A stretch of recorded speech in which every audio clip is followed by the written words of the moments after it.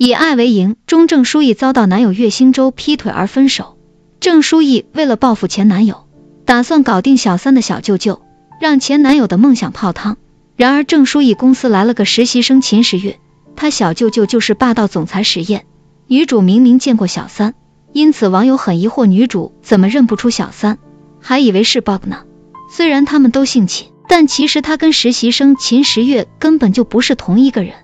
岳兴洲劈腿的那个女孩叫秦乐之，跟秦时月的小舅舅根本就不是同一个人，人家秦时月的小舅舅才是名副其实的霸道总裁史燕，而秦乐之的小舅舅只不过是人家霸道总裁的司机而已。在最新剧情中，郑书意买衣服碰见前男友和小三，秦时月为了帮女主郑书意撑面子，买下了所有衣服，两个姓秦的在商场买衣服开撕，气得秦月之脸都绿了，真的太解气。同样都是姓秦，然而秦时月和秦乐之的差距却是一目了然，真的是同人不同命啊。在出身背景方面，秦乐之的父母应该很普通，唯一拿得出手的就是在大公司上班的小舅舅，而他的小舅舅也只不过是霸总的司机而已，以为有小舅舅撑腰就飞扬跋扈，公然抢别人的男朋友，还知三当三。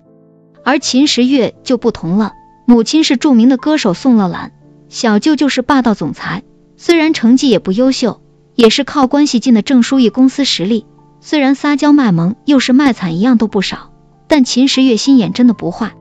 所以说在出身背景上，秦乐之简直无法跟秦时月相比。虽然女主郑书意已经很优秀了，但也比不上秦时月的出身。有的人出生就在罗马，就像渣男岳兴洲这样的普通人，怎么努力奋斗也到不了人家的起点。在感情方面，秦乐之的人设真的不讨喜，一上来就抢了女主郑书意的男朋友，还抢得理直气壮，而且还抢了个二手货。这个小三一点都不独立，男友不给她花钱就认为不够爱她，她跟女主比起来真的差太远。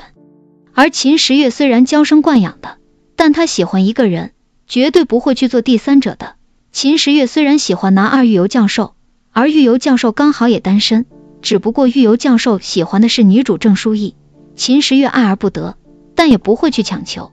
总而言之，同样都是姓秦，秦时月和秦乐之的差距真的是一目了然，不仅在出身背景方面，还是在感情方面都无法跟秦时月相比，也没秦时月有气质。虽然同姓不同命，但做人还是得有自知之明。